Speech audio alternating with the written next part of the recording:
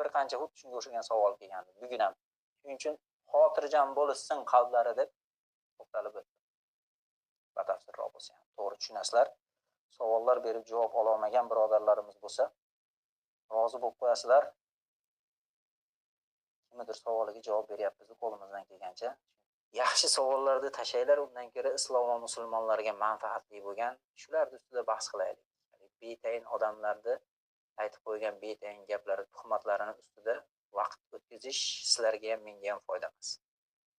Shuni qaytalamaslikka harakat qilsanglar yaxshi bo'ladi. Vaqtlarimizni foydali emas bo'lgan tarafga o'g'irlaysizlar.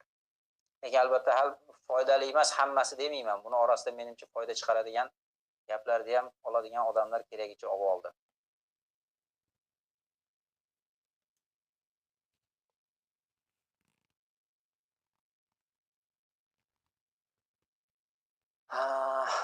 Domla gunoh qilib kasal bo'lgan odam, o'ladigan odam tavba qilsa bo'ladimi yoki kechmi? Tavba qiladigan ayni payti hali kasal tanida joni bo'lsa, tezroq tavbasini qilsin. Nimaga desa, haligi o'lim ko'zini yoniga kelib qolgan mahalda o'ylanishga majbur bo'ladigan mahalda ba'zilar shunda ham o'ylanmasdan g'arg'ara kelib turadi. Shunaqa qilmasin. Tavbasini qilsin birinchi imkoniyati bilan.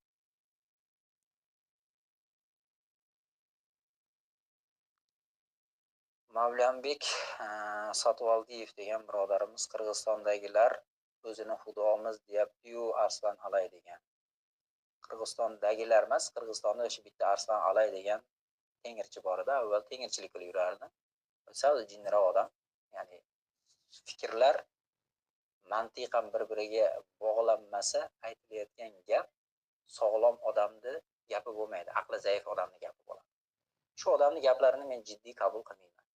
Endi o'zicha qo'lida puli bor, o'zini jiddiy ko'rsatkichlarda qo'l ostida ishlayotgan odamlar bor. O'shanaqangi uylar qurib bir mahallar sotar edi, hozir ham shu ishni qilsa kerak. Katta bizneslari bor. Ya'ni bir qancha o'shanaqa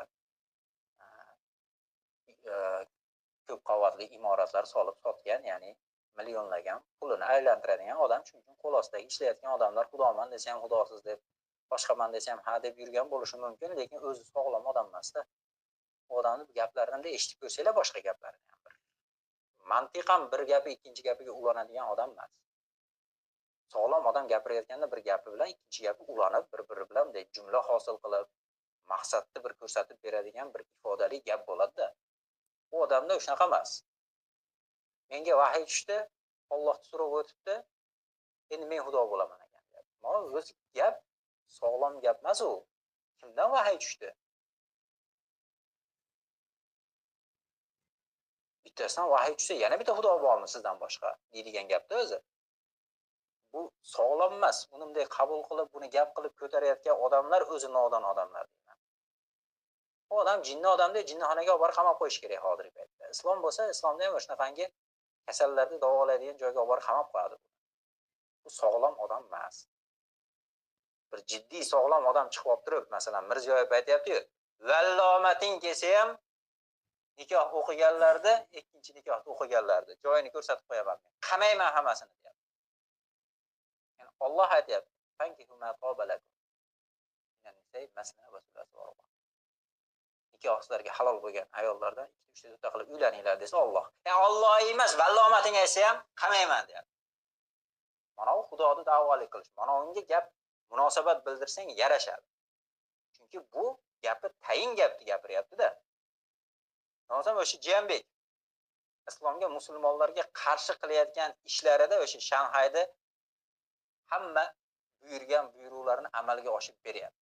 Namozxonman, mo'minman degani bilan masjidlardan yoshlarni to'sishga, qizlarni ro'mollarini o'ratmaslikka, islomiy fikrlarni ko'tarayotgan musulmonlarni quvg'in qilishlikka, boshqa qilishga avvalgidaqa bo'lmasa ham hissasini qo'shyapti. Ya'ni bitta musulmonni qamasa ham qamagan bo'ladi, u 1000 ta musulmonni qamab azoblab o'ldirsa badbaxt bo'ladi, bitta musulmonni o'shna qilsa yaxshi odam bo'ladi degan emas-da. Jiyambek o'sha gapni aytgani uchun mana bu xudolikni da'vo qilyapti Jiyambek. Alloh farz qilgan da'vatni aytsa, amri ma'ruf nahiy munkar qilsa qamayapti. Uydan Allohning oyatlari yozilgan kitoblar chiqsa, ekstremistik kitob deb olib borib sud qilyapti. mana shu xudolikni da'vo qilgan deb turib olib kelib turib Jambekov to'shna qilinsa Qirg'izistonning prezidenti. Mana bu jo'yalik ish bo'ladi, to'g'ri ish bo'ladi. Qarshilik bildirsa to'g'ri qarshilik bo'ladi. Endi Arslan Alay jinniroq odam u, aqlan zaif odam. Gapi mantiqan bir-biriga to'g'ri keladigan odam emas. Uni jinnixonaga qamaladi, uni qamoqqa qamalmaydi. U o'tirib olib gapiraveradi, uni bir 15 minut gapirgan gapini eshitdinglar-da. Sog'lom emasligiga har bitta odam, uni doktor emas, har bitta fikrlaydigan odam, mana shu odam sog'lom emas. Endi jinni bo'lsa xudoman deydi, payg'ambarman deydi, boshqaman, do'ralda xohlagan narsa. Jinni-da u. Uni gapini ko'tarib yurganlar jinni deyman o'zi. Aslan Alayda gapi ko'tarib yuradigan gap emas-da. Bir mahallar zimani bu deb chiqqan, ya'ni qish bo'lmaydi degan. Menga shunaqa vahiy tushdi degan. Ba'zi bir quloqdagi nodonlarga shunaqa deb ishontirib o'rgan ekan, qishga tayyorgarlik ko'rmay, o'sha yil 2007-yil rosa sovuq bo'lgan, hamma keyin shuni gapirib yurgan. Qish bo'lmaydi degan edi mana ahmoq. Shundan beri o'zi uni Arslan Alay demaydi hech kim. Zimani bu deydi, uni ot bo'lib qolgan. Shu odam haqida gapiryapsizlar-da, hozir endi tanimagan odamlarga shunaqa bo'lishi mumkin. O'zbekistonda tanimagan odamlar bo'lsa, tanib olinglar, bu odam sog'lom odam emas. Bu odam nima desa ham uni e'tiborli gap deb eshitib qabul qilinmaydi. Islom bo'lsa ham jinnilarni jazolamaydi, borib murtad o'lding deb o'ldirmaydi. Uni qamab qo'yadi jinnixonaga, o'sha yerda davolashadi uni. Davolanadigan kasal bo'lsa-da.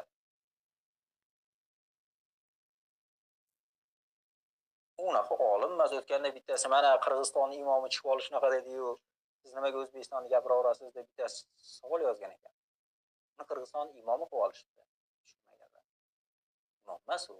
Avvalam kofir edi, tengirchi edi. Allohga iymon keltirmaydi u. Musulmonlarni haqoratlaydi, mushliklar deb gapiradi. Allohga avvalam iymon keltirmaydigan odam bo'lgan. Endi borib aljirab xudoman deyapti. Lekin shuni orqasidan ergashib haligi press konferensiya qilib, yonsa oq uy deganda plakat tushib, yangi xudoyimiz Arslan Alay degan ana shularni islom qattiq jazolaydi. Ular jinni odamlar emas.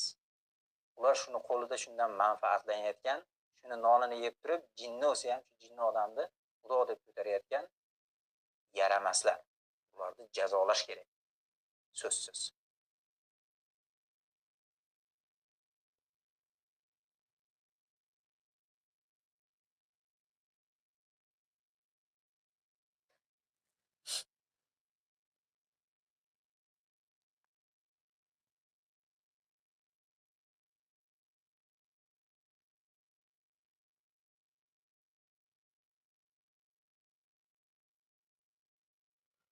Iltimos birodarlar, yozayotganda tochka virgullarni qo'ysanglar, hali ma'no chiqadi-da.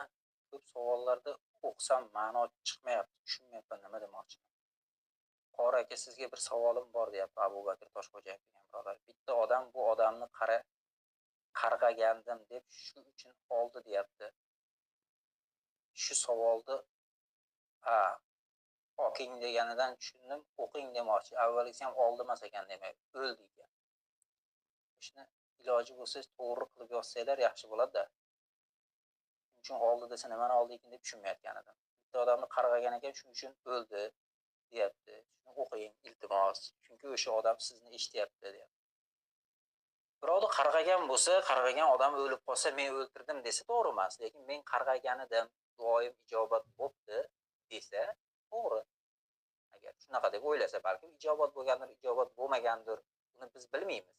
Lekin duo qilayotgan odam yaxshi duo qiladimi, qarg'ab duoyi bad qiladimi, ishonib, ya'ni Alloh meni duoyimni eshitadi deb qiladi. Haqiqatda o'sha aytayotgan narsasi bo'lsa, Alloh duoyimni qabul qildi desa, aybdor emas, gunohkor bo'lmaydi. Chunki Alloh menga duo qilinglar, qabul qilaman deyapti-da. Shuning uchun mazlumni duosidan qo'rqinglar degan. Payg'ambar alayhisalom aytgan bu gap. Garchi u kofir bo'lsa ham degan, kofirda ham zulm qilmagin, mazlum bo'lsa duo qilsa qo'rqqin. Mazlumni duosi bilan Allohning o'rtasida to'sadigan parda yo'q degan. O'zi bu gapni Muoz roziyallohu anhuga Yamanga jo'natyapti aytgan. Ey Muoz degan, sen ahli kitob bo'lgan, ya'ni kofir bo'lgan odamlarning huzuriga ketyapsan. Birortasiga zulm qilmagin. Chunki mazlum duosi bilan Allohning o'rtasida parda yo'q. uchun duodan, ya'ni badduodan, qarg'ishdan ehtiyot bo'lish kerak. Payg'ambar sollallohu alayhi vasallam ehtiyot bo'linglar degan. Ya'ni birovga zulm qilmanglarki, sizlarni qarg'amasin. Qarg'asa Alloh duosini qabul qilishi mumkin. O'rtada parda yo'q deyapti. Qabul qilsa, shu qarg'agan narsasi bo'lsa, bu haqdan bu. Qarg'atmanglar birinchi. Kechirim so'ranglar zulm qilib qo'ygan bo'lsanglar avval. Endi shunaqa deb e'tiqod qilayotgan bo'lsa, bu to'g'ri e'tiqod. Qarg'aganidim Alloh duoyimni qabul qildi degan bo'lsa, endi shuni noto'g'ri ishlatayotgan bo'lishi mumkin. Shuni qarg'adim o'lib qoldi desa, o'lsin deb qarg'agan bo'lsa, Alloh shu duosini qabul qilgan bo'lsa, uni ajablanadigan joyi yo'q. Lekin e'tiqodda shunaqa qilib olish kerak emaski, ha bo'ldi, men birovni shunday qarg'asam o'ldirib yuboraman, shunaqa odamman deb qolsa, e'tiqodi buziladi. Unaqa e'tiqod yo'q. Lekin kimdir zulm qilsa, mazlum bo'lib, duoibat qilsa, Alloh duoyimni qabul qiladi inshaalloh desa, bu to'g'ri e'tiqod. Chunki Allohga ishonib duo qilinadi. Qilinayotganda duoibat bo'ladimi, yaxshi duo bo'ladimi, farqi yo'q. Men duo qildim, duoyim o'tgan yo'q, lekin bo'lib qoldi desinmi, nima desin?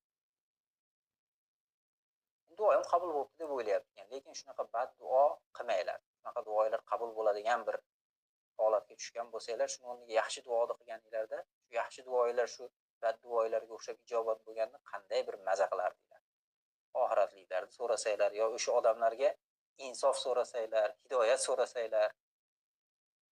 Yaxshi narsalar ham bor. Duoibat qilishning o'rniga yaxshi duo qilish kerak.